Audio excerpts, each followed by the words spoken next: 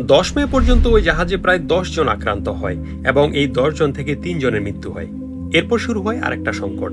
জাহাজটি কয়েকদিন ধরে পশ্চিম আফ্রিকার ক্যাপ বার্ডের একটা উপকূলের কাছে অপেক্ষা করতে থাকে, কিন্তু কোনো দেশই জাহাজটিকে তাদের বন্দরে ঢুকতে দিচ্ছিল না।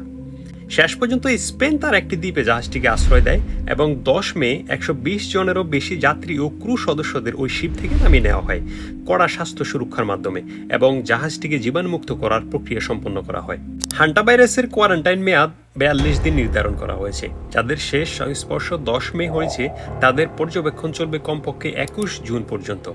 এমবি হন্ডিয়াস এখন নেদারল্যান্ডের রটারডাম বন্দরের উদ্দেশ্যে রওনা হয়েছে এবং 17 বা 18 মে পর্যন্ত সেখানে পৌঁছানোর কথা। সেখানে জাহাজটি পুনরায় সম্পূর্ণ জীবাণুমুক্ত করা হবে।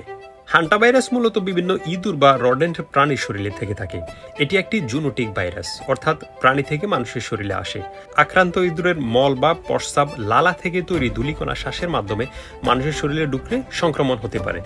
মানুষের শরীরে ভাইরাস দুটি মারাত্মক রোগ তৈরি করতে পারে। একটি ফুসফুসকে আক্রান্ত করে এবং অন্যটি কিডনি ও রক্তপাতের সমস্যা হতে পারে। প্রথমে জ্বর, গায়ে ব্যথা, মাথা ব্যথা, বমি দিয়ে শুরু হয়, পরে শ্বাসকষ্ট বাড়তে থাকে। আক্রান্ত হওয়ার পর লক্ষণ দেখা দিতে 1 থেকে 8 সপ্তাহ পর্যন্ত সময় লাগতে পারে। এই ভাইরাসের নির্দিষ্ট কোনো অ্যান্টিভাইরাল ওষুধ নেই। অক্সিজেন সাপোর্ট, ভেন্টিলেটর এবং শরীরে পানির সমস্যা রক্ষায় এখন পর্যন্ত একমাত্র চিকিৎসা। অ্যান্ডেস ভাইরাসের ক্ষেত্রে মৃত্যুর হার 20 থেকে 40% পর্যন্ত হতে পারে। অন্যান্য হান্টা ভাইরাসের প্রজাতিভেদে আমেরিকার অঞ্চলে মৃত্যুর হার 50% পর্যন্ত পৌঁছাতে পারে। অ্যাকচুয়ালি এই ভাইরাস কিন্তু নতুন কোনো ভাইরাস না। এটা সর্বপ্রথম ধরা পড়ে 1950 সালে কোল্ড ওয়ারের সময়, কোরিয়ান যুদ্ধের সময়। প্রায় 3000-এর বেশি মার্কিন ও জাতিসংঘ সৈন্য এই ভাইরাসে আক্রান্ত হয়েছিল। মোট 3200টির বেশি কেস রেকর্ড করা হয়েছিল তখন।